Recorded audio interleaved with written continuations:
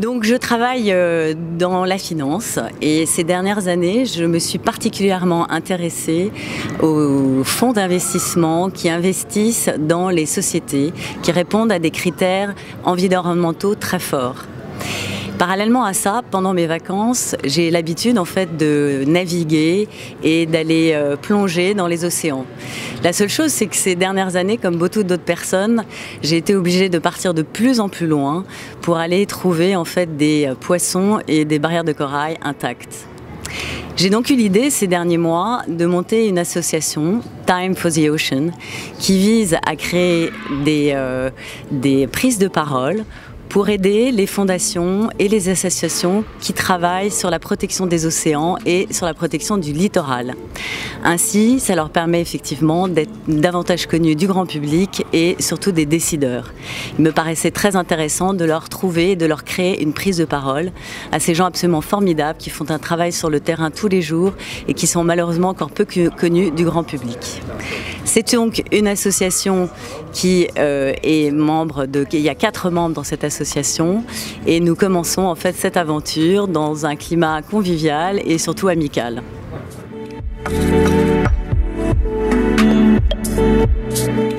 Le laboratoire est un lieu que j'ai créé à Paris il y a 10 ans exactement et où on fait des expériences avec les artistes et les designers aux frontières de la science.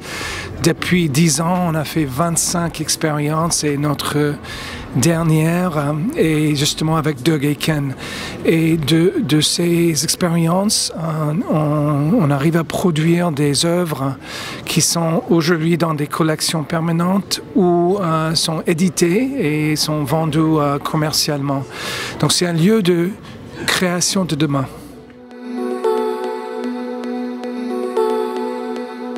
I think the Frontier Art Prize is a very new vision. It's a combination of contemporary art, the landscape, science, innovation. And in making art, I think we're all always looking towards the future, so it's incredibly valuable.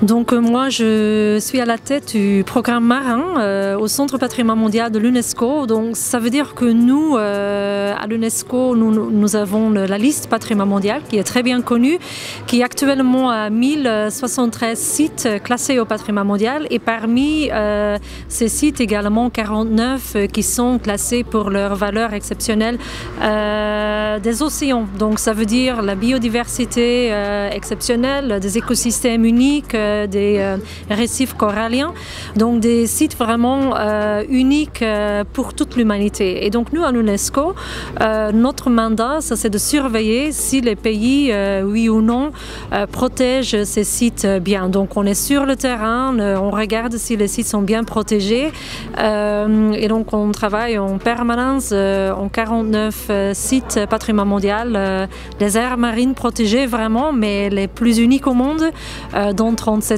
pays. Et donc parmi celles également des sites en France, comme on a la réserve de Scandola qui est en Corse, mais également beaucoup plus loin, à l'autre bout du monde, on a la Nouvelle-Calédonie, mais bien sûr également des sites comme Galapagos en Équateur, la Grande Barrière en Australie.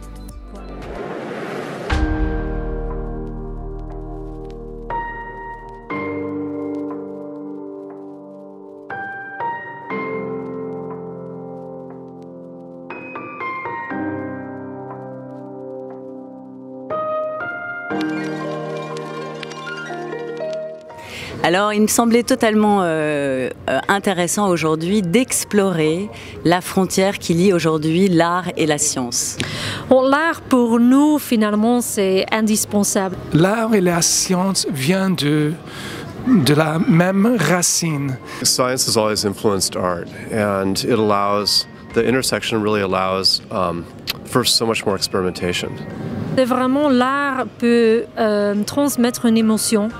L'art, via des œuvres d'art, on peut vraiment transmettre un message, une émotion. On peut toucher les gens vraiment au cœur. Et si vous regardez l'histoire de l'art et l'histoire de la science, les deux étaient toujours très liés. La raison est assez simple. Si vous regardez le processus de création chez n'importe qui, c'est un processus qui mélange à la fois l'induction et la déduction, l'analyse et le rêve.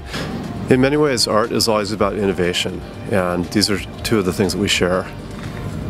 Et aujourd'hui, on se rend compte que la frontière entre l'art et la science est en train énormément d'évoluer pour pouvoir à terme créer en fait une nouvelle vision et un nouveau dialogue culturel. Et il me semble important que par l'art, on peut effectivement sensibiliser davantage le grand public et les décideurs.